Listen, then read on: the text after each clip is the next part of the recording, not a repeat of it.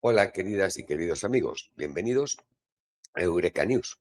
Hoy vamos a hacer un análisis de los dos frentes más activos en esta, ya podemos decir, Tercera Guerra Mundial. Vamos a hablar del frente de Ucrania, las posibilidades, lo que ha pasado en el frente, cómo se desarrolla, y vamos después a ver el frente de Irán. Vamos a analizar el potencial bélico de cada uno de los contrincantes, el grupo sionista estadounidense y Irán. Vamos a ver las posibilidades que tienen cada uno de triunfo. Es una guerra, una geoestratégica a nivel mundial y este Irán es uno de los capítulos que está hoy más activo después de Ucrania. Comenzamos con Ucrania.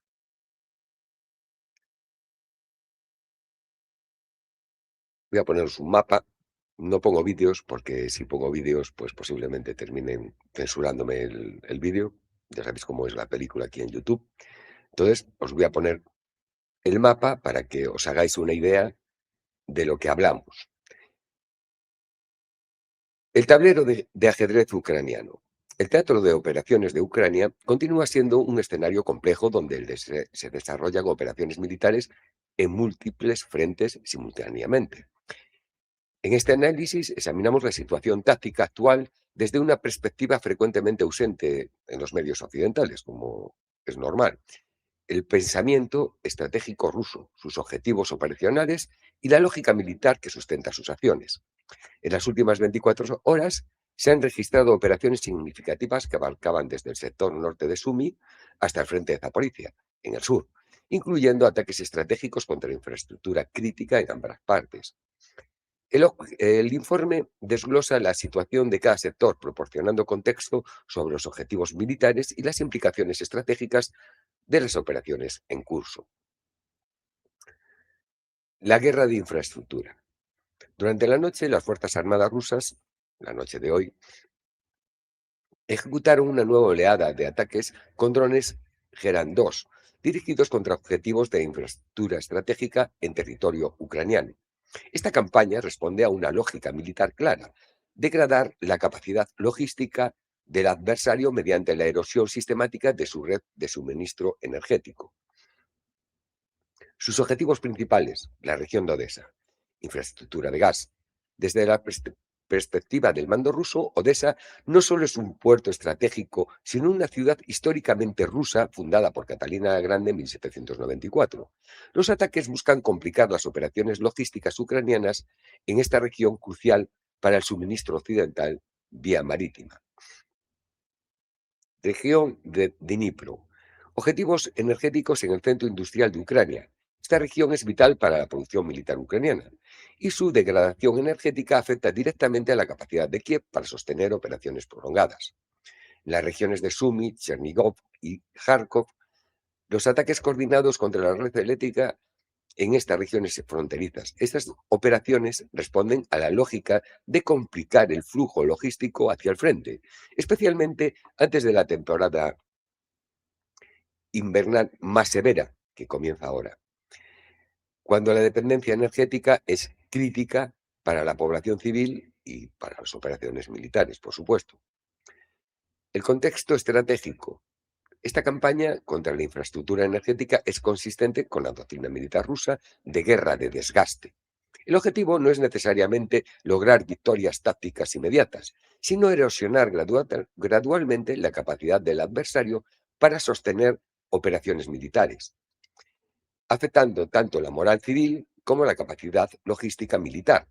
Según el Estado Mayor ruso, estos ataques son respuestas legítimas contra la infraestructura de uso dual que sostiene el esfuerzo bélico ucraniano.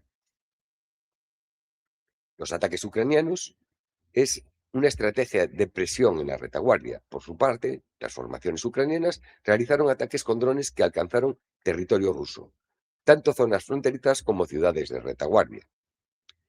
Chevorsari, ataque que resultó con 14 heridos civiles. Esta ciudad se encuentra en el interior de Rusia, a considerable distancia del frente.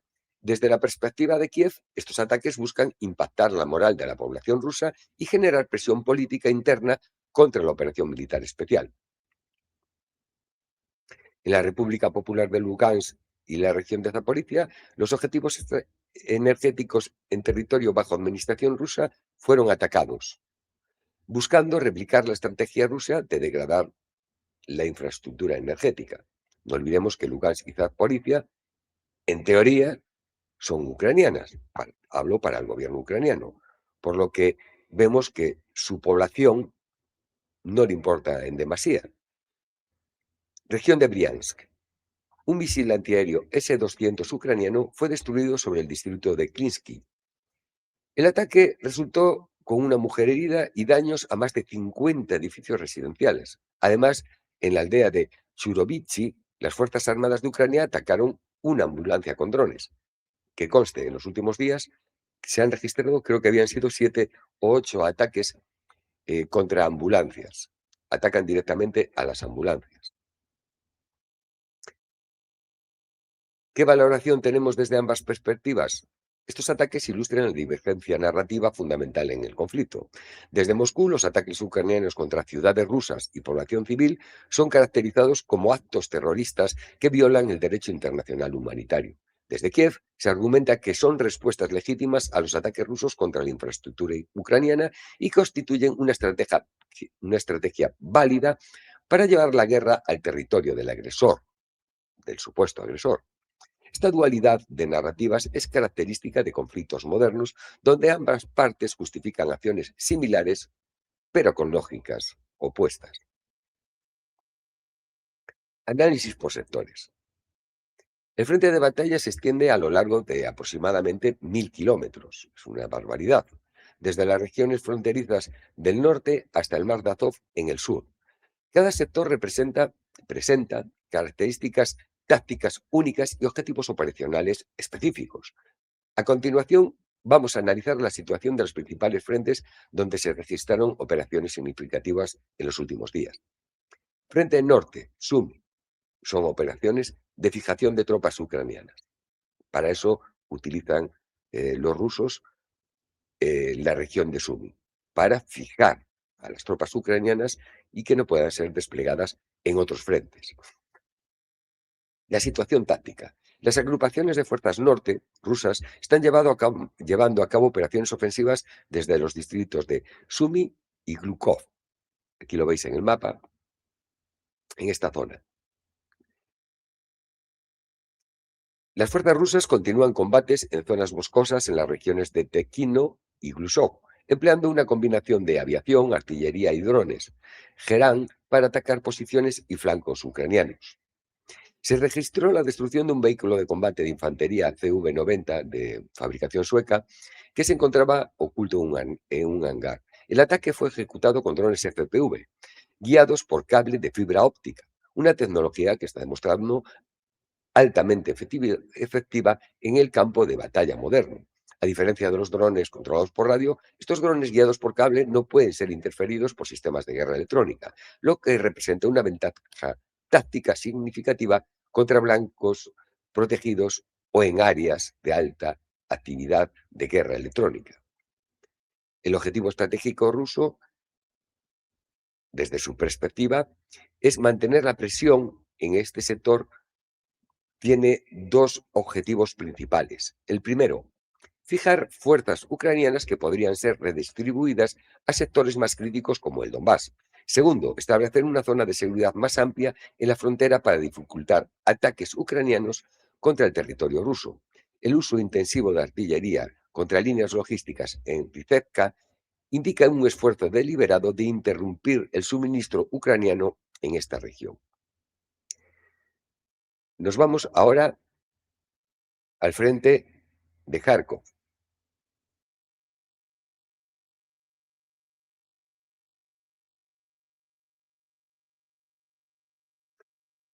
Cerca de Volchansk, la agrupación de fuerzas norte rusa está llevando a cabo feroces batallas con apoyo de aviación, sistemas de lanzacohetes múltiples Hurricane y sistemas de lanzallamas pesados TOS. Son misiles termobáricos. Ucrania está transfiriendo reservas al sector, lo que indica la importancia que Kiev otorga a mantener posiciones en esta zona. La zona gris a lo largo de la frontera, en el área de los asentamientos de Devtiyanoe y Nesteroe se ha expandido. Las zonas grises son áreas donde ningún bando mantiene un control permanente, típicas de la guerra de posiciones moderna. Ambas partes realizan patrullajes con drones, fuego de artillería selectivo y operaciones de reconocimiento, pero evitan comprometer grandes unidades sin una ventaja táctica clara. Para Rusia, expandir estas zonas grises significa mantener presión constante, recopilar inteligencia sobre movimientos ucranianos y conservar fuerzas para ofensivas en sectores más prometedores. Nos vamos ahora a una zona muy caliente del frente y que la verdad está cambiando continuamente de manos ciertos pueblos y los ucranianos han empleado gran cantidad de fuerzas para evitar la caída total de Kupiansk y toda su área. Las batallas continúan en este sector de Kupiansk, por supuesto. En la orilla este del río Skol se reportan combates en el área de Pechanoye y Kurilovka. Este sector ha sido uno de los más activos en las últimas semanas. Liberación de Kupiansk-Uzloboy. Según el Ministerio de Defensa ruso, el jefe de Estado Mayor, el general Gerasimov, inspeccionó el grupo de tropas Occidente y anunció a las 2:40 de la mañana que Kupiansk-Uzloboy ha sido liberado. El grupo Occidente liberó esta localidad estratégica y actualmente se está llevando a cabo la inspección y limpieza de los barrios de la ciudad. El primer ejército de tanques en la orilla este del río Skol continúa destruyendo las formaciones ucranianas rodeadas. Kupiansk es un nudo ferroviario y logístico de primera magnitud. Su importancia radica en que es un punto de convergencia de las rutas de suministro que alimentan el sector norte del Donbass ucraniano. La captura de Kupiansk-Uzloboy, Uzloboy es la estación de ferrocarril, representaría un logro operacional significativo para las fuerzas rusas, ya que cortaría importantes líneas de suministro ucranianas hacia el norte del Donbass. Desde la perspectiva del Estado Mayor ruso, Kupiansk es una prioridad operacional. Su captura completa facilitaría operaciones posteriores hacia Izium y consolidaría el control sobre la orilla oriental del río Skol, estableciendo una línea defensiva más favorable para las tropas rusas. Aquí vemos el frente, este es Kupiansk, Kupiansk-Buzoloy es esta zona que vemos aquí. Vamos a remarcarla. Es esta zona que vemos aquí y es lo que anuncia Gerasimov que han tomado hoy. Se habla de que en esta bolsa que se ve al norte de Uzloby hay entre 1.000 y 2.000 tropas ucranianas que parece ser están rodeadas. Tienen en una parte el ejército ruso y a sus espaldas el río Skol, lo que dificulta, no pueden salir, los puentes están destruidos, no pueden abandonar la zona. A ver cómo termina. Seguiremos atentos a este frente. Slaviansk, el corazón del Donbass. Aquí empiezan las cosas serias. Este sitio, como vemos, si cae Kupiansk, toda esta zona se queda sin logística y nos vamos al corazón del Donbass, a Sloviansk, Kramatorsk. Sloviansk y Kramatorsk. En el frente de Slaviansk, las tropas rusas están luchando cerca de Orekovo-Vasilevka, situada a 11 kilómetros al oeste de Soledar. Los canales ucranianos reportan ataques rusos en un frente muy amplio, desde el canal Seversky-Donetsk-Donbass hasta el río Seversky-Donetsk. Slaviansk y su ciudad gemela Kramatorsk constituyen las grandes ciudades fortificadas que representan el corazón de la defensa ucraniana en el norte del Donbass. Estos centros urbanos fueron fortificados sistemáticamente desde 2014 y son considerados por el mando ucraniano como posiciones defensivas clave. La doctrina militar rusa en este sector parece enfocarse en un avance metódico, evitando asaltos frontales costosos contra posiciones muy fortificadas y prefiriendo el uso de artillería y aviación para degradar las defensas antes de comprometer la infantería. Este enfoque busca minimizar bajas propias mientras se maximiza el daño al adversario, consistente en una estrategia de guerra de desgaste. Hay que acordarse siempre, es una guerra de desgaste, no de grandes avances y grandes tomas de territorio como algunos exigen. No es el momento. Ahora nos vamos a Konstantinivka. Aquí,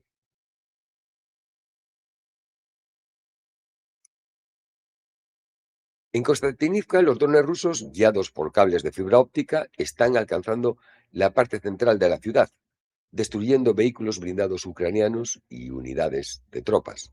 Las unidades de asalto están operando en el sureste de la ciudad, lo que indica un esfuerzo por establecer posiciones dentro del entorno urbano. Aquí vemos cómo están ya entrando en lo que es en la zona urbana de Konstantinivka. El uso de drones FPV guiados por fibra óptica en entorno urbano representa una evolución táctica significativa. Estos sistemas permiten atacar objetivos en el interior de las ciudades con mayor precisión y sin vulnerabilidad a contramedidas electrónicas. Konstantinivka es estratégicamente importante porque conecta las carreteras principales que alimentan el frente del Donbass. Desde el oeste, perdón, que alimentan el frente del Donbass desde el oeste. Para el mando ruso, la captura de esta ciudad abriría opciones operacionales hacia Slaviansk, desde el sur, creando una potencial amenaza de cerco parcial en las ciudades fortificadas de Donbass. Aquí vemos Kramatorsk, Konstantinivka, es la única ciudad grande que hay antes de Kramatorsk. Cuando caiga Konstantinivka, Kramatorsk podrá ser atacada desde el sur. Ahora nos vamos a Zaporizhia.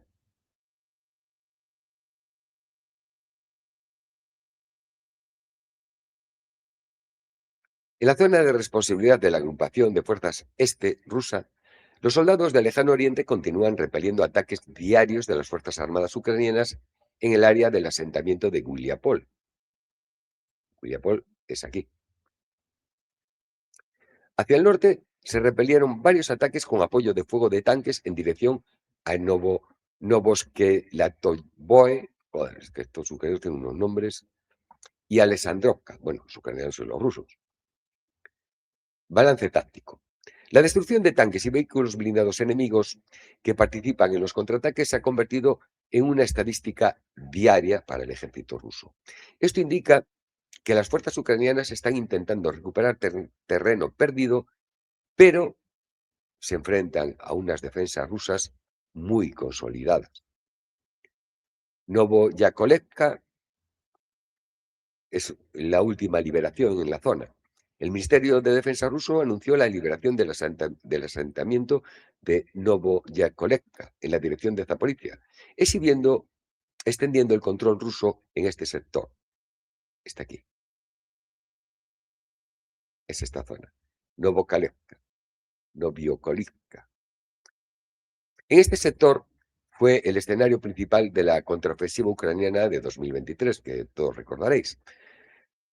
El fracaso en romper las líneas defensivas rusas, pese a recibir armamento occidental avanzado, le dieron lo mejor que tenían en ese momento y no fueron capaces de romper las líneas de defensa rusas. Desde entonces, el frente se ha estabilizado considerablemente. Para el mando ruso, este sector es principalmente defensivo, manteniendo suficiente presión para evitar que Ucrania redistribuya fuerzas hacia sectores más activos como el Donbass. William Paul, conocido por haber sido un bastión de resistencia ucraniana, ahora enfrenta ataques constantes mientras las fuerzas rusas buscan consolidar el control sobre todo el oblast de Zaporizhia, que según Moscú votó en referéndum por integrarse a Rusia. Un referéndum que, por supuesto, el gobierno ucraniano no acepta. ¿Cuál es el análisis estratégico? ¿Qué patrones? ¿Qué objetivos? Primero, presión multidireccional y dispersión de fuerzas. Las fuerzas rusas mantienen presión simultánea en múltiples sectores del frente, desde Sumy hasta el norte de Zaporizhia, en el sur. Esta estrategia, desde la perspectiva del Estado Mayor ruso, busca impedir que Ucrania concentre sus reservas en un solo punto, obligándola a dispersar sus fuerzas a lo largo de todo el frente. Esta dispersión facilita avances tácticos en sectores donde el adversario tiene menor densidad de fuerzas. 2. La guerra de desgaste y la superioridad material rusa. El patrón de combates observado es consistente a una guerra de desgaste. Rusia, con superioridad en artillería, municiones y sistemas de ataque de largo alcance, busca erosionar gradualmente la capacidad de combate ucraniana. El objetivo no es lograr rupturas dramáticas, sino desgastar sistemáticamente las fuerzas ucranianas antes de intentar avances operacionales significativos. Este enfoque se ve reflejado en un uso extensivo de la artillería, ataques aéreos y drones contra posiciones fortificadas antes de comprometer a los infantes. 3. Objetivos operacionales en el Donbass. En el Donbass, los objetivos rusos son evidentes y han sido declarados públicamente por el liderazgo político y militar de Moscú. Completar la liberación, desde su perspectiva, de las repúblicas populares de Donetsk y Lugansk. Esto implica la captura de ciudades fortificadas como Konstantinivka, Kramatorsk, Slaviansk y otras posiciones defensivas ucranianas en estos oblasts. El control total de estos territorios permitiría a Rusia declarar completado uno de los objetivos iniciales de la operación militar especial. 4. La evolución tecnológica en el campo de batalla.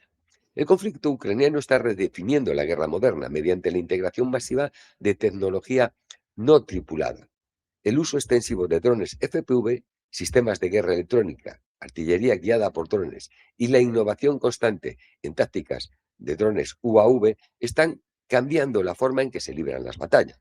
Los drones guiados por cable de fibra óptica, como los que destruyeron el CV-90 sueco, y los vehículos blindados que están destruyendo continuamente la zona de Konstantinivka, representan una respuesta efectiva a los sistemas de guerra electrónica y están demostrando una alta eficacia contra blancos muy protegidos. La perspectiva rusa, la perspectiva estratégica rusa. Es esencial comprender que desde la perspectiva de Moscú, esta operación militar responde a consideraciones de seguridad nacional y protección de poblaciones rusoparlantes que el Kremlin considera bajo amenaza. Esta narrativa, raramente explicada en los medios occidentales, incluye los siguientes elementos. Los acuerdos de Minsk y la tradición occidental.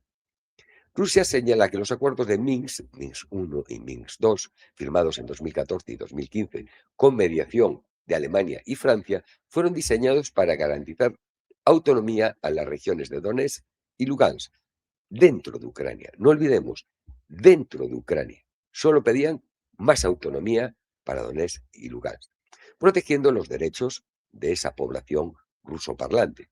Sin embargo, tanto el ex canciller alemán, la ex canciller alemana Angela Merkel, como el expresidente francés François Hollande, posteriormente reconocieron públicamente que estos acuerdos fueron firmados principalmente para ganar tiempo y permitir a Ucrania que se rearmara. Desde Moscú, esto constituyó un engaño deliberado que eliminó cualquier confianza en soluciones diplomáticas. El conflicto de Donbass, 2014-2022. El Kremlin argumenta que entre 2014 y 2022 más de 14.000 personas murieron en el conflicto de Donbass, muchas de ellas civiles de origen ruso, víctimas de bombardeos por parte de las fuerzas ucranianas. Rusia señala que la comunidad internacional permaneció en gran medida indiferente, y es verdad, a este conflicto de 8 años, que desde la perspectiva rusa constituyó una guerra civil iniciada tras el golpe de Estado de 2014 contra el gobierno elegido democráticamente de Yanukovych. La expansión de la OTAN y las promesas rotas, como siempre. La OTAN, Occidente, siempre rompe sus promesas.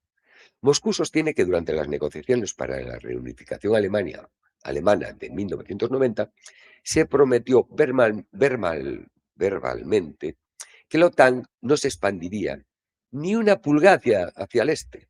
Sin embargo, la alianza se expandió no solo a Europa del Este, sino que absorbió repúblicas exsoviéticas y estados bálticos.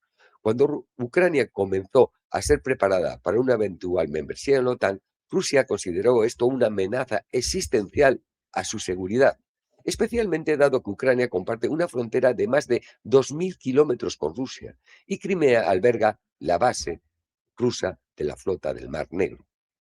El Maidán de 2014 fue un golpe de Estado apoyado y financiado por Estados Unidos y la Unión Europea. Señalan los rusos las declaraciones de funcionarios estadounidenses como la infame Victoria Nuland, quien reconoció que Estados Unidos invirtió 5.000 millones de dólares en promover cambios políticos en Ucrania. El gobierno actual de Yanukovych, que tenía apoyo significativo en el este de Ucrania, fue derrocado violentamente. Este cambio de régimen, según Moscú, instaló un gobierno hostil a Rusia y los intereses de la población rusoparlante del este del país. La situación actual y el balance de fuerzas. A día de hoy, las fuerzas rusas han consolidado el control sobre aproximadamente el 20% del territorio ucraniano, incluyendo los oblasts de Lugansk, que prácticamente está totalmente en manos rusas, Donetsk, que está parcialmente en manos rusas, Zaporizhia, también parcialmente, que creo que es el 70% de Zaporizhia en manos rusas, Gerson, lo mismo que Zaporizhia. Estos territorios, según Moscú, votaron en referéndums por su anexión a Rusia, referéndums que, por supuesto, Occidente y Ucrania no reconocen como legítimos. Ucrania, por su parte, mantiene una línea defensiva fortificada que, aunque ha retrocedido en muchos sectores, sigue siendo todavía formidable. Sin embargo, Kiev enfrenta desafíos crecientes: escasez de municiones, pese al apoyo occidental que les mandan de todo, problemas de reclutamiento que ha llevado a medidas cada vez más estrictas de movilización, acaba de extender, creo que hasta marzo, no recuerdo la fecha, creo que hasta marzo continúa la movilización obligatoria, y la dependencia crítica de Ucrania de la ayuda militar occidental, cuya continuidad es incierta, dado el debate político en Estados Unidos y Europa sobre el nivel de compromiso a largo plazo. El panorama táctico actual muestra un conflicto que ha evolucionado hacia una guerra de posiciones caracterizada por operaciones simultáneas en múltiples frentes, desde Sumi hasta Zaporizhia, con intensidad variable según objetivos operacionales.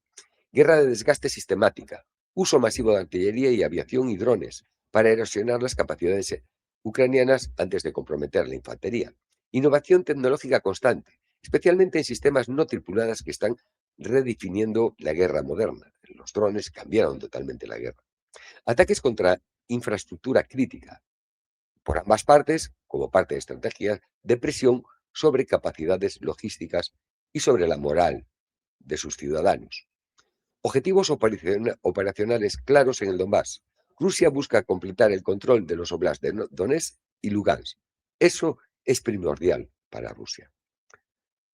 Desde la perspectiva del pensamiento estratégico ruso, estas operaciones responden a objetivos políticos y militares definidos: protección de poblaciones rusoparlantes, establecimiento de una zona de seguridad ampliada y modificación del equilibrio geopolítico en Europa del Este, que Moscú considera amenazante para su seguridad nacional.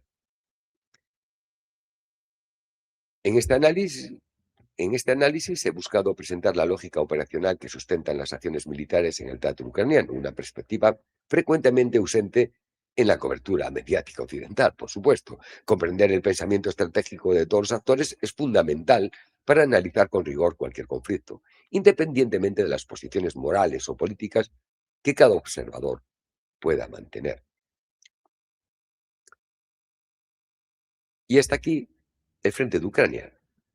Ahora nos vamos a ir a Irán, otro frente de la guerra, de la Tercera Guerra Mundial, que en mi opinión ya estamos viviendo. Irán está bajo asedio. Vamos a ver el despliegue y las posibilidades de cada una de las partes en este conflicto. Las amenazas de Trump. Look and Load. La Armada estadounidense está en movimiento. Mientras la crisis diplomática se desarrollaba, Estados Unidos comenzó un masivo despliegue militar hacia el Golfo Pérsico que, según expertos militares, no se veía desde la guerra de junio de 2025. Hablamos de la guerra de los 12 días. Está desplazando el grupo de ataque del USS Abraham Lincoln, el portaaviones. La pieza central del despliegue fue el portaaviones Abraham Lincoln y su grupo de combate. El 26 de enero de 2026, el CENTCOM, el Comando Central de Estados Unidos, confirmó oficialmente que el Abraham Lincoln había cruzado la línea, había cruzado al área de responsabilidad del mando central, lo que lo colocaba en el Océano Índico, a pocos días de navegación del Golfo Pérsico. Trump describió el despliegue como una armada dirigiéndose hacia Irán. No era una exageración. El grupo de ataque del portaaviones está formado por estas unidades. Primero, el portaaviones Abraham Lincoln. Más de 5.000 marineros a bordo, entre 75 y 90 aeronaves, entre las que incluyen F-35C, F-18, Super Hornet, E-2D Hurricane, que es un control de aéreo avanzado, aviones EA-18G Glowner, son F-18 pero adaptados a la guerra electrónica, y helicópteros MH-60RS SIG-HAC, que son helicópteros antisubmarinos y de rescate, y bueno, de lucha, eso, antisubmarina y de rescate. Perdonad. Este portaaviones tiene una escolta naval, que se compone de 3 destructores de misiles guiados de la clase Arleigh Burke, cada uno armado con entre 90 y 96 celdas de lanzamiento vertical, sobre todo para misiles Tomahawk, capaces de disparar misiles Tomahawk que tienen un alcance de unos 1.600 kilómetros. Estos barcos están equipados con sistemas Aegis para la defensa antimisiles. También lo acompaña un crucero de misiles guiados de la clase Ticonderoga, con 122 celdas de lanzamiento. Y probablemente, esto no se sabe porque son sigilosos y no te lo cuentan, sea compuesta también de uno o dos submarinos de ataque de la clase Virginia o de la clase Los Ángeles. Poder aéreo desplegado en toda la región. Además del portaaviones, la Fuerza Aérea desplegó activos significativos en bases terrestres de la región. Escuadrones de cazas F-15E Striker Eagle. Al menos 3 escuadrones completos. Tres escuadrones deben ser unas 36 aeronaves. Suelen ser de 12 unidades cada escuadrón. Estos aviones provienen de las bases de Seymour Johnson Air Force Base en Carolina del Norte, Mountain Home Air Force Base en Idaho, base no especificada, de una base no especificada según los datos que yo encontré. Estos F-15 son los caballos de trabajo para ataques de precisión de largo alcance. Cada uno puede cargar hasta 11 toneladas de armamento. Participaron en el derribo de más de 80 drones iraníes en abril de 2024. Otros activos de combate. Cazas F-16 en Aviano, Italia. Aviones de ataque al suelo A-10 Thunderbolt en Modi, en Georgia. Activos de apoyo críticos. Docenas de aviones cisterna KC-135 Stratotanker y KC-46A Pegasus, esenciales para el reabastecimiento en vuelo de los aviones. Permiten que los cazas operen a máxima distancia de sus bases, al repostarse en vuelo. Aviones de transporte pesado, C-17 Globemaster III, C-5M Super Galaxy, que transportan equipamiento, municiones y sistemas de defensa aérea. Además, bases y tropas en tierra. Estados Unidos mantiene entre 40 y 50.000 efectivos militares en Medio Oriente, distribuidos en al menos 19 ubicaciones en 8 países con bases permanentes. Sus principales bases son la Al-Udeid en Qatar, la base aérea más grande de Estados Unidos en Oriente Medio, que es la sede avanzada del CENTCOM, del Centro Estratégico Estadounidense. Tiene miles de efectivos en esa base Y bueno, hay que recordar que de esta base de Al-Udeid hubo evacuaciones parciales cuando el ataque parecía inminente el 15 de enero. También está la base naval de Bahrein, sede de la Quinta Flota. También la base Ali Al-Salem en Kuwait, hub logístico y de operaciones aéreas. La base de Al-Drafa en Emiratos Árabes Unidos, que se compone de cazas y reconocimiento. Múltiples bases en Irak, unas 2.500 tropas más o menos. Bases en Siria, unas 1.000 tropas, eh, que según dicen ellos se utilizan en operaciones de contraterrorismo. Sistema de defensa antimisiles, críticos dado el arsenal de los misiles balísticos iraníes. Tienen baterías Patriot PAC-3 desplegadas o en tránsito hacia la zona. Baterías de misiles THAAD, que son eh, para misiles, para derribar misiles a gran altitud. Viene siendo la contraparte del S-500 ruso. Sistemas AX embarcados en destructores y cruceros. Pero este despliegue tiene limitaciones. Analistas militares rápidamente señalaron estas limitaciones que son muy significativas. Una, es un despliegue menor que en junio de 2025. Cuando Estados Unidos bombardeó las instalaciones nucleares iraníes, el portaaviones US Gerald Ford, el más grande y avanzado del mundo, estaba desplegado en el Mediterráneo. Ahora está en el Caribe para operaciones contra nuestros hermanos de Venezuela. Distancia y tiempo. Como señaló el Centro de Estudios Estratégicos e Internacionales, CSIS, tomó varios días al Abraham Lincoln simplemente llegar a la región desde el Mar del Sur de China. Posicionarse óptimamente para operaciones contra Irán requiere de más días adicionales. Escala insuficiente para una campaña sostenida. Un ex alto oficial militar estadounidense declaró: sería masivo. Primero, tenemos que llevar las fuerzas allí. Luego, necesitaríamos prepararlas y emplearlas. Luego, necesitaríamos sostenerlas. Y tendríamos que estar preparados para hacer todo esto durante mucho tiempo. Eclipsaría cualquier cosa que probablemente hayamos hecho en un pasado reciente. El analista militar Tyler Rockway fue directo. No hay suficientes activos en Medio Oriente para ejecutar una campaña sostenida que logre algo de gran consecuencia en Irán. Nunca fue una cuestión. Sí, el limitado poder aéreo estratégico de Estados Unidos en la región puede hacer daño, pero se necesitaría un paquete mucho más completo. Después tenemos la reticencia de los aliados estadounidenses en la región. Arabia Saudita y Qatar dijeron en privado que no permitirían que Estados Unidos usara sus bases o espacio aéreo para ataques contra Irán. Esto limita severamente las opciones de ataque. También habría que saber si esto es verdad o simplemente es una posición pública para quedar un poco fuera del objetivo iraní. Vamos a hacer un balance de poder.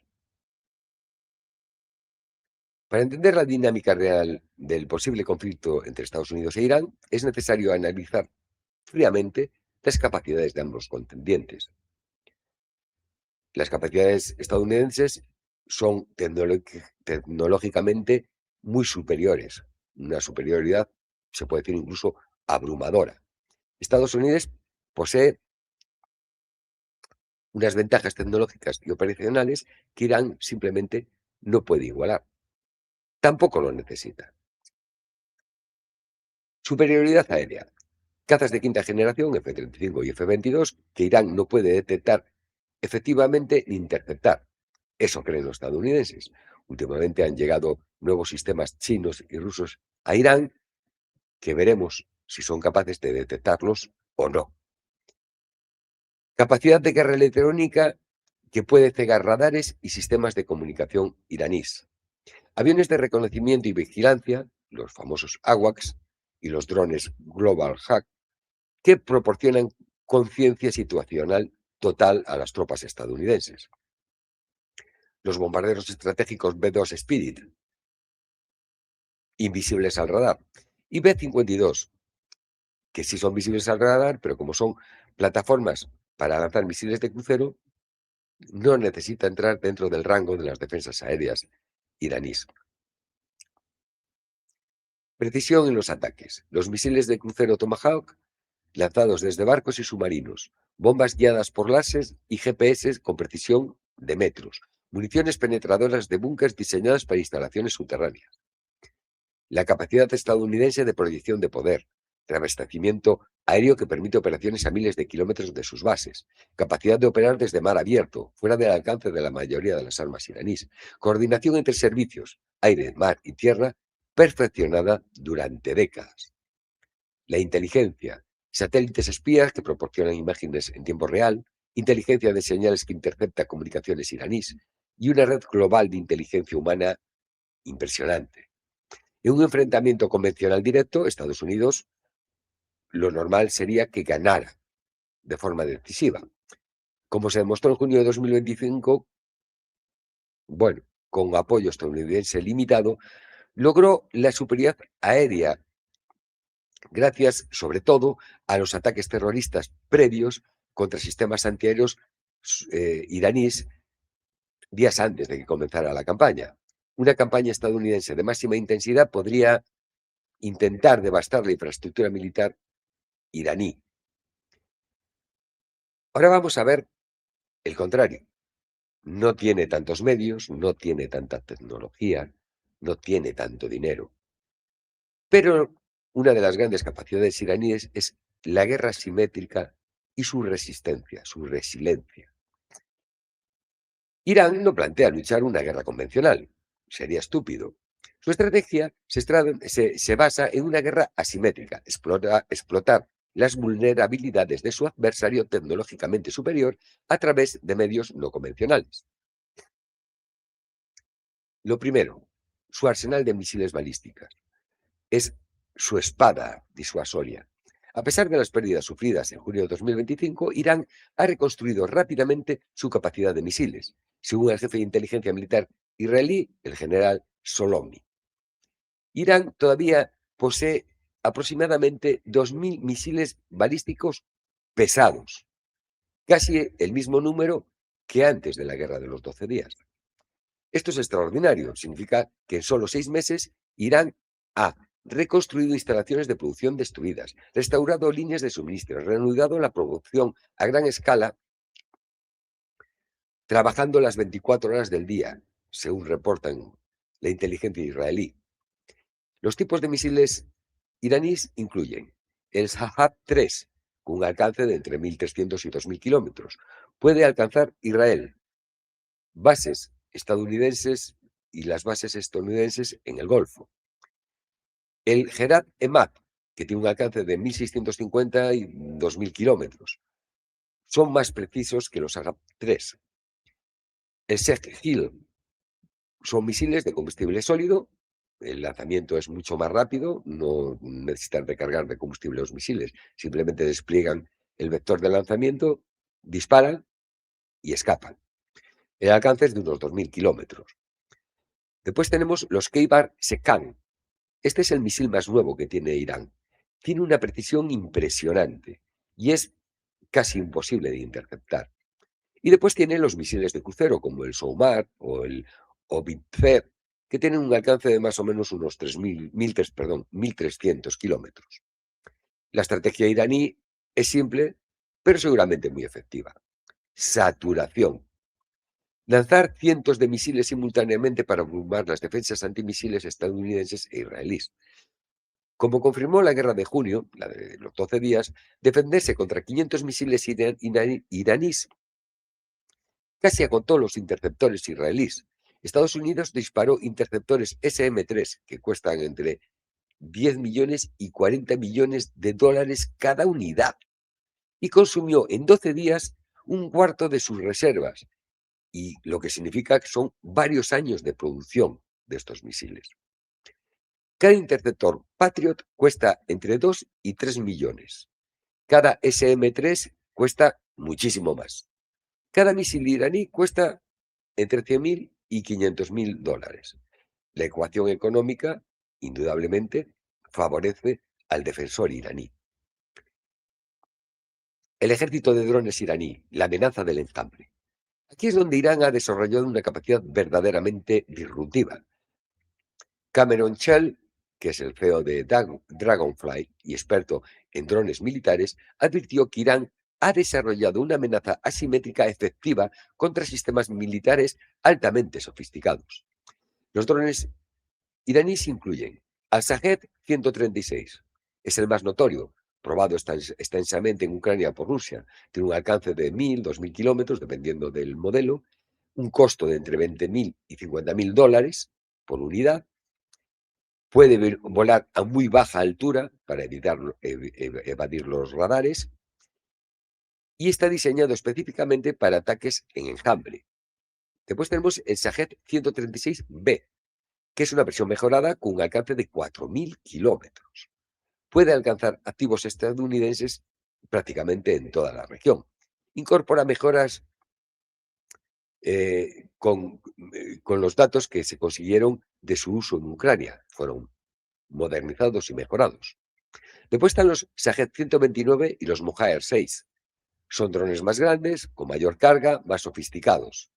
La doctrina de enjambre es devastadora. Lanzar cientos de drones simultáneamente desde múltiples direcciones. Como explicó Shell, si cientos se lanzan en un corto periodo de tiempo, es casi seguro que alguno pasará. Los sistemas de defensa modernos no fueron originalmente diseñados para contrarrestar este tipo de ataque de saturación. Los barcos estadounidenses son especialmente vulnerables. Un portaaviones tiene defensa antimisiles, pero están diseñadas principalmente para misiles supersónicos y aeronaves. Cientos de drones lentos volando bajo, llegando desde múltiples ángulos, presentan un desafío completamente diferente. Y la ecuación de costes es brutal. Un dron Shahed, como decíamos antes, cuesta 20.000, 50.000 dólares. Derribarlo con un misil SM-2 cuesta 1,5 millones de dólares. Con un misil Patriot, 3 millones de dólares. Irán puede producir 50 o 100 drones con lo que le cuesta a Estados Unidos derribar un solo dron. La marina iraní asimétrica y el estrecho de Hormuz. La Marina de la Guardia Revolucionaria no intenta enfrentar a la quinta flota estadounidense en combate naval convencional.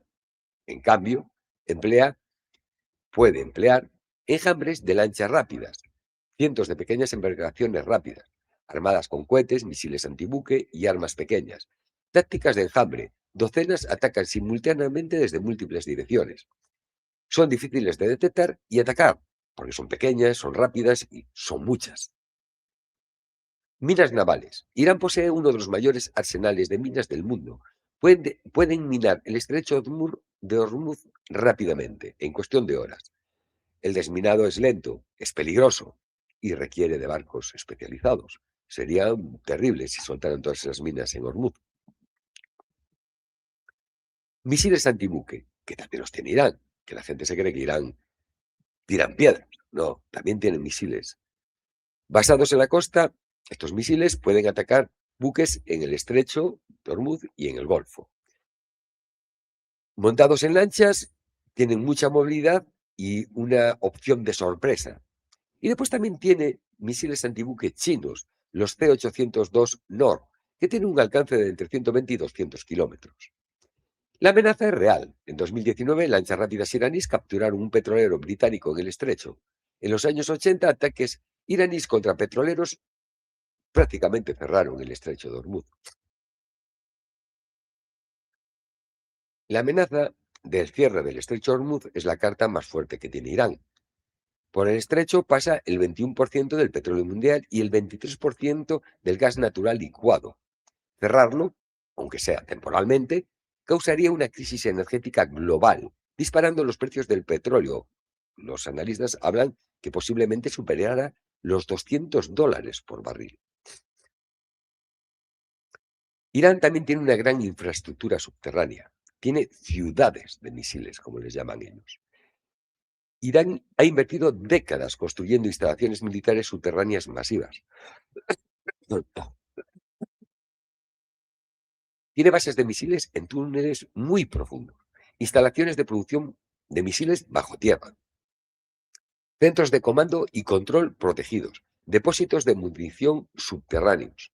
En marzo de 2021, medios estatales mostraron una gran ciudad de misiles de la Guardia Revolucionaria a lo largo de la costa del Golfo. Imágenes mostraban kilómetros y kilómetros y kilómetros de túneles con lanzadores de misiles, sistemas de lanzamiento y almacenes de municiones. Estas instalaciones son extremadamente difíciles de destruir. Se necesitan múltiples bombas penetradoras de búnkers para cada objetivo. E incluso entonces, Irán pudo haber dispersado sus capacidades duplicándolas en docenas de ubicaciones. Como señaló un análisis posterior a la guerra de junio, la defensa aérea iraní inefectiva permitió a Israel atacar lanzadores móviles cuando emergían de las bases subterráneas, pero no pudieron destruir las propias bases subterráneas. Otro gran arma que tiene Irán es su red regional de proxies, lo que llamamos el eje de la resistencia. Está muy debilitado. Irán mantiene una red de aliados y proxies que puede atacar los intereses estadounidenses. Tiene a Hezbollah en el Líbano, está un tanto debilitado tras el conflicto con Israel, pero aún conserva buenas capacidades. Después tenemos las milicias iraquíes, Kataib Hezbollah, Arakat al-Najuba y otras. Ya atacaron bases estadounidenses en Irak cientos de veces. Después tenemos a los hutíes en Yemen.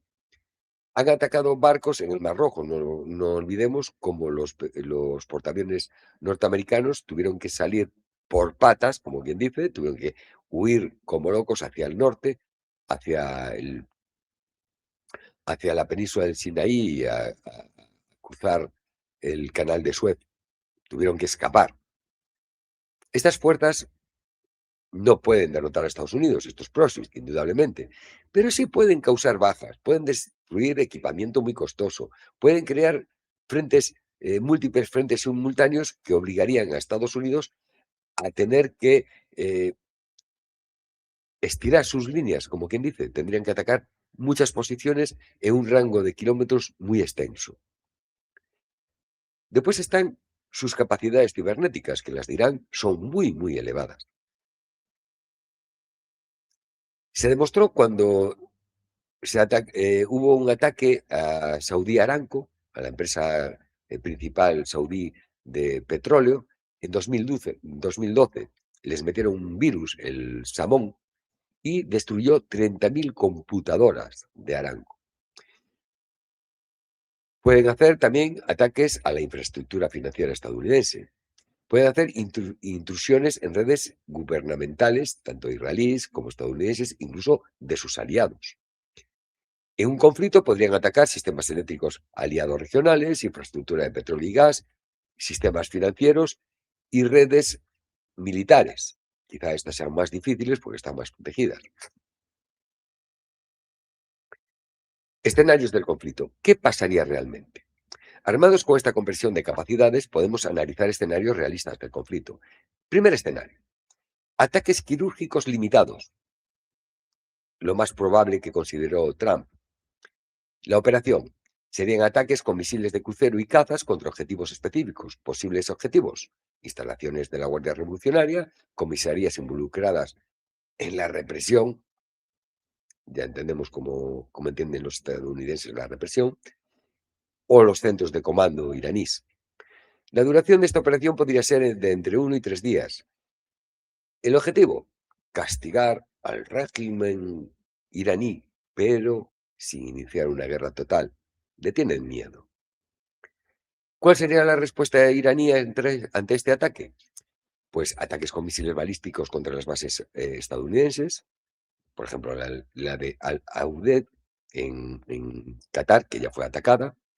Ataques con drones contra instalaciones saudíes, emiratíes, israelíes. Posibles ataques con proxies contra intereses estadounidenses en Irak. Acoso naval en el estrecho de Hormuz, aunque no lo cerrará completamente, pero podría limitar mucho el uso del estrecho. El resultado de este escenario, pues bueno, sería un daño limitado en ambos bandos, riesgo significativo de una escalada involuntaria, que ese es el mayor riesgo. Las pérdidas estadounidenses, posiblemente docenas o cientos de bajas. En realidad, no cambiaría la situación política de Irán. ¿Cuál es el problema?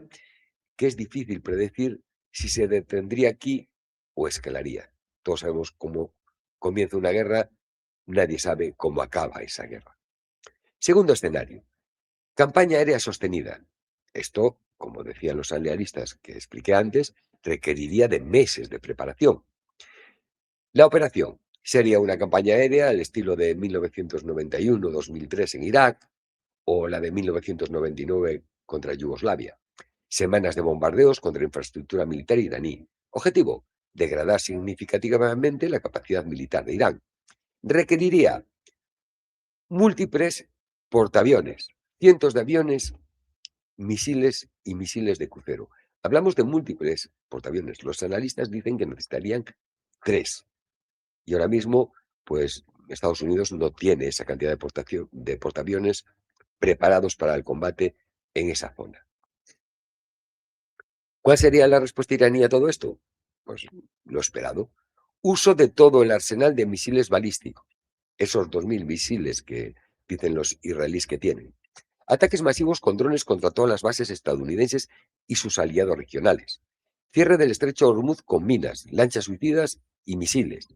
Ataques de los proxies en Irak, Siria y posiblemente en el Líbano. Ataques cibernéticos contra la infraestructura regional. Posibles ataques terroristas contra intereses occidentales globalmente. Aunque, sinceramente, no, Irán hasta el momento no ha realizado ataques terroristas contra nadie. Los únicos terroristas que hay aquí los conocemos todos. ¿Cuál sería el resultado? Bueno, pues Estados Unidos quizás podría adjudicarse una victoria militar, pero ¿a qué costo? Posiblemente cientos o miles de bajas estadounidenses, pérdidas de aeronaves de combate, que cada aeronave estadounidense cuesta entre 80 y 100 millones de dólares. Posible daño severo a buques. Es difícil hundir un portaaviones, pero es posible alcanzar tanto al portaaviones como a sus barcos de escolta. Las bases estadounidenses en la región serían gravemente dañadas, sin duda. Habría una crisis energética global, como decía antes, precio del petróleo que podría llegar a los $200 por barril. Posiblemente miles de bajas iraníes, sobre todo civiles, indudablemente. La infraestructura iraní sería devastada.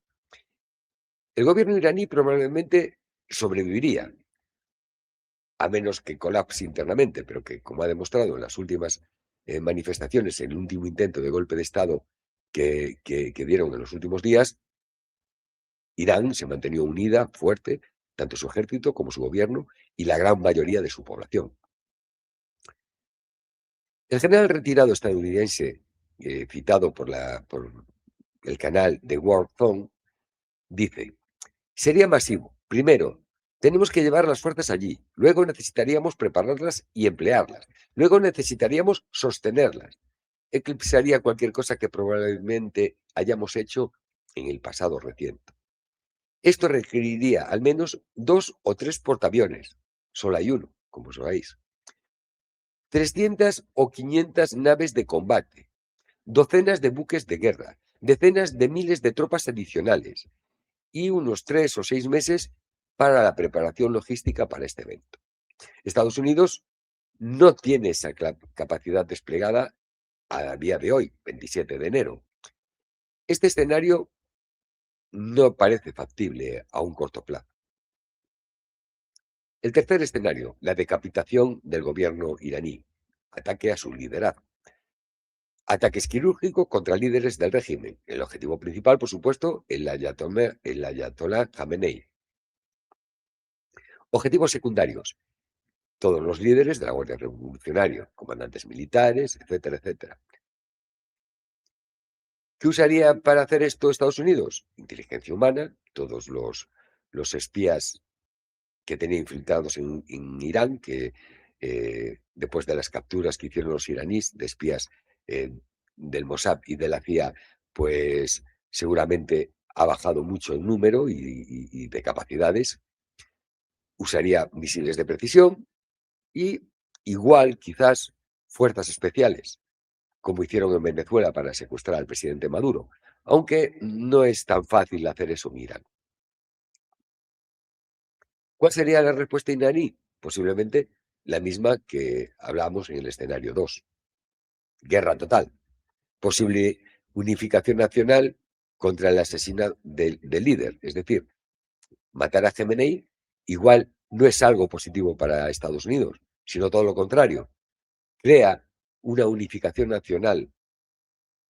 Khamenei es amado por su pueblo y asesinar al líder uniría a todo el pueblo contra el agresor. La Guardia Revolucionaria tomaría el control total, seguramente, del gobierno iraní. Es bastante más agresivo que el gobierno que hoy en día lidera el presidente Pezeshkian. ¿El resultado? Pues un riesgo muy alto. El éxito no está garantizado, porque los líderes iraníes están bien protegidos, búnkeres profundos y bueno, ya aprendieron de los anteriores ataques. No los iban a dejar en mitad de una plaza esperando que los ataquen los estadounidenses, sin duda. Si falla el ataque estadounidense, se ve como debilidad ante todo el planeta. Si tiene éxito, crea un, crea un poder de vacío que es impredecible. ¿Qué pasa si Pezeshkian deja de ser presidente y la Guardia Revolucionaria toma el poder del gobierno iraní? A ver, históricamente los asesinatos de los líderes rara vez logran un cambio de régimen. Escenario cuarto: invasión terrestre. Me parece, sinceramente, en mi opinión, completamente inverosímil, porque requeriría de más de 500.000 tropas de infantería.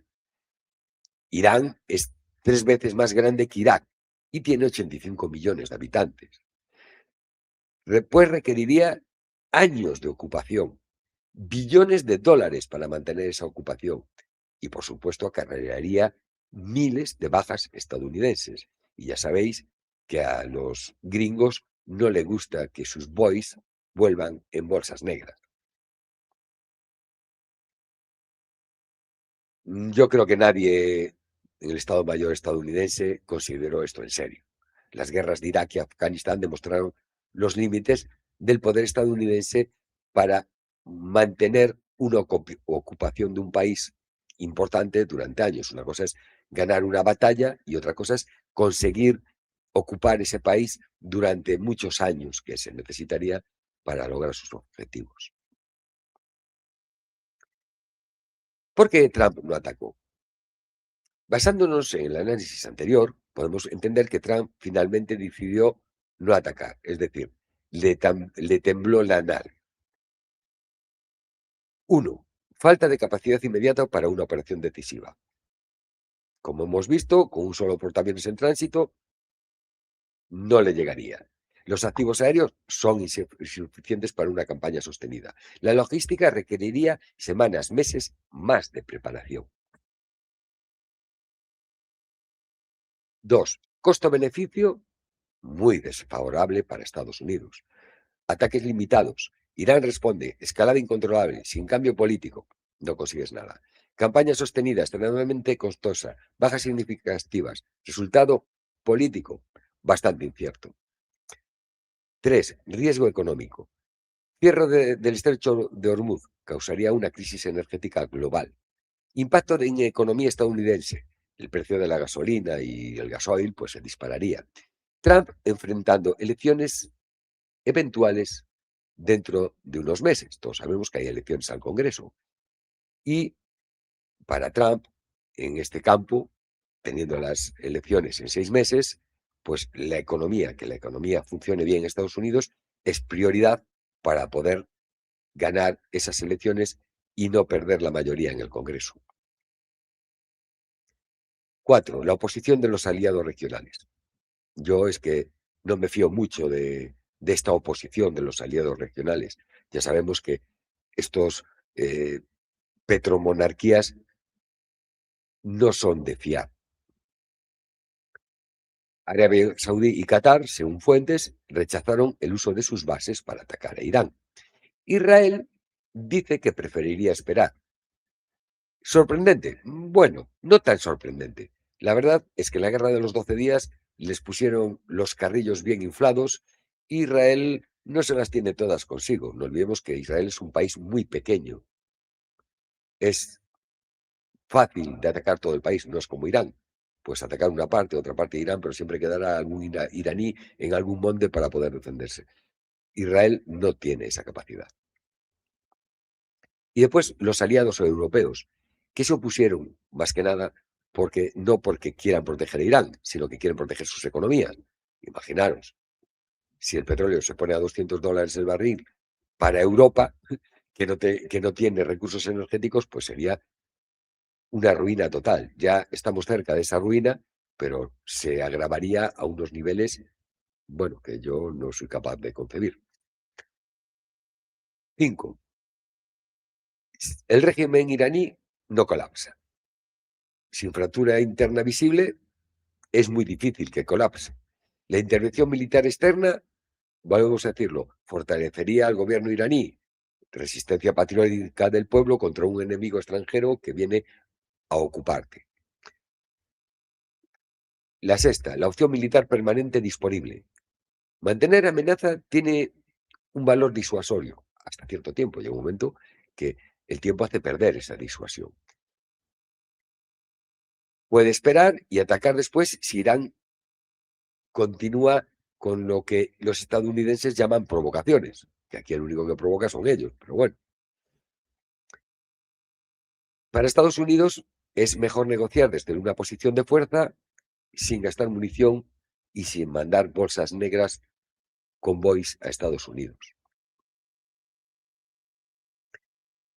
La simetría en esta guerra es fundamental, porque Irán no puede ganar, pero Estados Unidos posiblemente tampoco.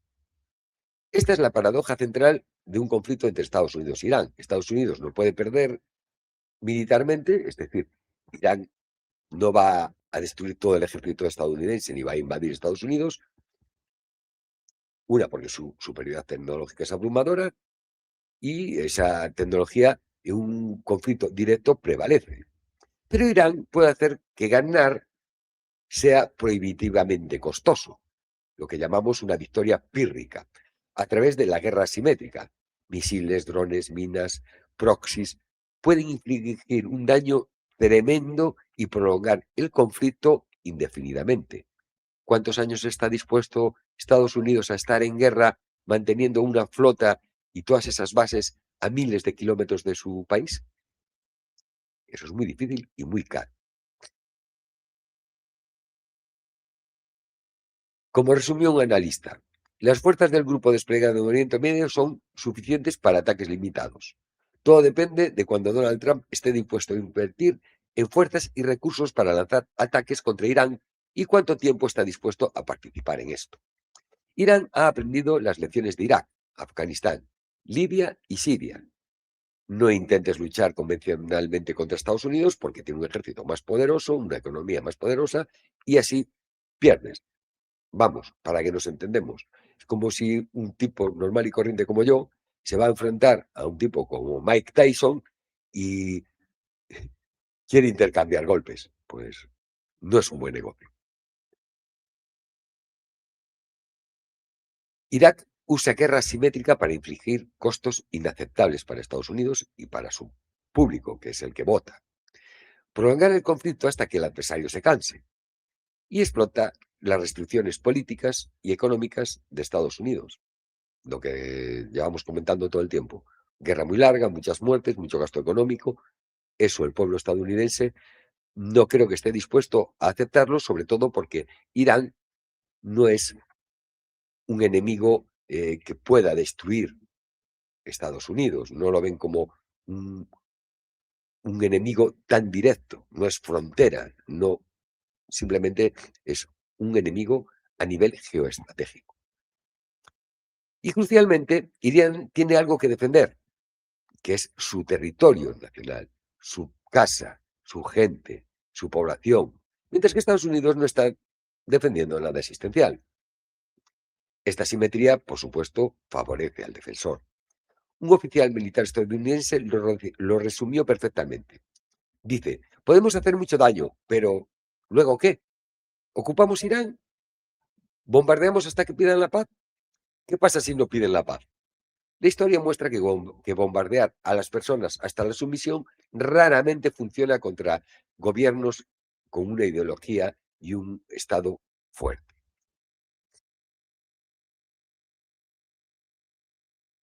Anatomía de una guerra híbrida fallida. Hoy, al escribir estas líneas, a finales de enero de 2026, la situación en Irán se ha estabilizado relativamente. Las protestas han disminuido drásticamente, el Internet ha sido parcialmente restaurado, aunque con controles estrictos, las amenazas militares estadounidenses parece que van cediendo y Trump ha pasado a otros temas, como Groenlandia, por ejemplo. Pero la historia de lo que sucedió en enero de 2026 es profundamente instructiva. Lo que presenciamos no fue simplemente una represión de manifestantes pacíficos, como dicen los estadounidenses. Fue una operación de guerra híbrida coordinada que utilizó protestas económicas legítimas como cobertura para un intento de cambio de régimen. Los elementos fueron, uno, la explotación de las vulnerabilidades económicas reales. Las sanciones occidentales habían creado condiciones económicas desesperadas para el pueblo iraní. Las protestas iniciales eran genuinas y justificadas como las hay en cualquier país del mundo cuando la economía no va bollante. Dos, infiltración sistemática. Agentes del Mossad y posiblemente de la CIA se infiltraron en las protestas, las radicalizaron y las convirtieron en insurrección armada. Tres, armamento de manifestantes. Se distribuyeron armas, creando una situación de combate de baja intensidad que maximizaría las víctimas, tanto de manifestantes como de fuerzas de seguridad. La guerra de información digital. Se introdujeron 40.000 terminales Starlink para garantizar las comunicaciones y flujo de información selectiva al exterior, evitando la censura gubernamental. 5. Amplificación mediática. Los medios occidentales e israelíes amplificaron sistemáticamente ciertas narrativas mientras ignoraban otras, como los ataques contra las fuerzas de seguridad. La manipulación de cifras. Las discrepancias extraordinarias entre el número de muertos, desde 1.500 muertos que anuncian muchas ONGs, incluso occidentales, y el gobierno iraní, hasta las 36.500 que ayer anunciaban ciertos medios de Estados Unidos. Esto sugiere que las cifras fueron utilizadas como arma psicológica. Amenazas militares coordinadas. Trump amenazó repetidamente con intervención militar, mientras Israel preparaba la operación Ataque de Hierro, creando presión máxima sobre el gobierno de Irán. El ultimato final. Una vez que el gobierno iraní sobrevivió a esas revueltas, se reveló el verdadero objetivo: desmantelamiento nuclear y de misiles, no democracia o derechos humanos. Esta operación falló por varias razones. Primero, el gobierno iraní no colapsó. A pesar de la presión interna y externa, el aparato de seguridad permaneció leal y funcionalmente efectivo. Segundo, Irán desarrolló contramedidas efectivas, particularmente la capacidad de interferir con Starlink, cortando las comunicaciones de los operativos extranjeros. Tercero, la detención rápida de líderes de grupos armados desarticuló la cadena de comando de la operación. Cuarto, Trump, en última instancia, no estuvo dispuesto a lanzar una guerra a gran escala sin garantía de victoria rápida, y con sus aliados regionales oponiéndose a esta escalada. Quinto, el apoyo de Rusia y China, tanto político como técnico, dio a Irán el respaldo necesario para resistir. Y ahora vamos a ver una reflexión final. ¿Cuál es el patrón imperial? Lo sucedido en Irán en enero de 2026 no es un caso aislado. Es parte de un patrón bien establecido de intervención imperial. Libia 2011. Protestas legítimas fueron militarizadas con apoyo de la OTAN. El resultado, un Estado fallido, caos permanente, asesinato de sus líderes y mercados de esclavos. Siria 2011. Protestas pacíficas se convirtieron en guerra civil con masivo apoyo externo a grupos armados. El resultado, medio millón de muertos, millones de refugiados, destrucción masiva, persecución y genocidio de minorías y un gobierno actual liderado por un terrorista de la peor calaña. Ucrania 2014. Protestas en Maidán se convirtieron en un golpe de Estado con apoyo occidental. El resultado, guerra civil, anexión de Crimea y una guerra contra Rusia que aún sufre el pueblo ucraniano y el pueblo ruso. Venezuela, desde 2019, el primer mandato de Trump, a 2026. Múltiples intentos de golpe e intervención humanitaria. El resultado más reciente, secuestro del presidente Maduro por Estados Unidos. Un acto vil. Secuestrar al presidente de una nación que no te ha hecho nada, no te ha atacado, no te hizo nada.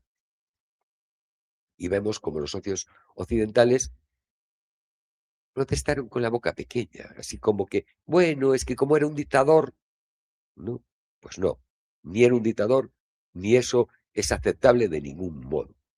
Y en Irán 2026 es el último ejemplo de este patrón. En cada caso el guión es similar. Identificar o crear protestas legítimas, infiltrarlas y radicalizarlas, militarizarlas con armamento y entrenamiento, amplificar mediáticamente creando una narrativa de represión brutal, pedir intervención humanitaria, como no. Si el régimen sobrevive, imponer sanciones devastadoras. ¿Qué no funciona? Volvemos a recomenzar y a repetir el ciclo.